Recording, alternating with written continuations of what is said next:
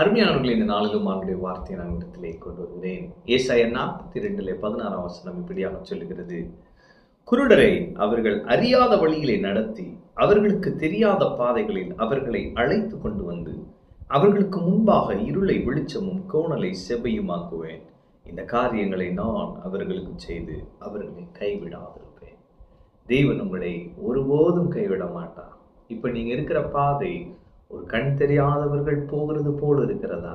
என்ன செய்ய போறேன்னு தெரியல, எங்க போயிட்டு இருக்கேன்னு தெரியல, எதை நோக்கி போய் கொண்டிருக்கிறேன்னு தெரியல, ஒரு வெளிச்சம் எனக்கு முன்பாக இல்லை, இங்கதான் போறோம் அப்படின்ற தெளிவு இல்லாம இருக்கேன் அப்படின்னீங்கன்னா, இன்னைக்கு கர்த்தர் சொல்லுகிறார், நான் நம்மை வழி நடத்துகிற கர்த்தர். குருடரை அவர்கள் அறியாத வழிகளிலே நடத்தி.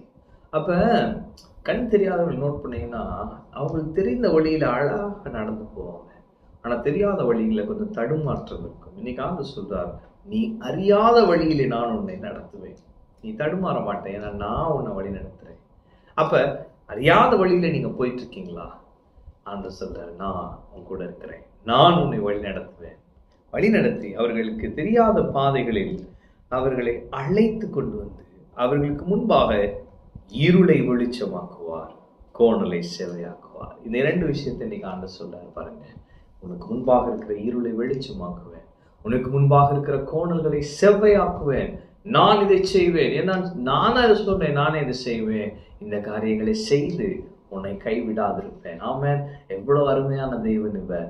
அவர் இன்று உங்களை பார்த்து சொல்லுகிறார், நான் உன்னை விட்டு விலகுவதும் இல்லை, உன்னை கைவிடுவதும் இல்லை. உனக்கு முன்பாக இருக்கிற இருளை கண்டு பயப்படாதே, அந்த இருளை நான் வெளிச்சமாக்குவேன். கோணல்கள் இருக்கிறது என்று சோர்ந்து போகாதே, கோணல்களை செவ்வையாக்குவேன். நான் இதை செய்வேன், செய்து உன்னை கைவிடாதிருப்பேன் என்று சொல்லுகிறார். எனவே தைரியமா இருங்க. கர்த்தர் தான் உங்களை வழி நடத்துறார். கர்த்தர் தான் இந்த பாதையின் ஊடாக உங்களை வழி நடத்துகிறார்.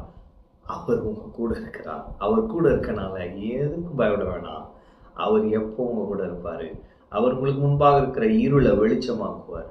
அவர் உங்களுக்கு முன்பாக இருக்கிற கோணல்களை செவ்வையாக்கி அருமையாய் அழகாய் உங்களை வெற்றி பாதையிலே, ராஜரீக மேன்மையின் பாதையிலே உங்களை வழி நடத்தி உங்களை கனப்படுத்துவார்.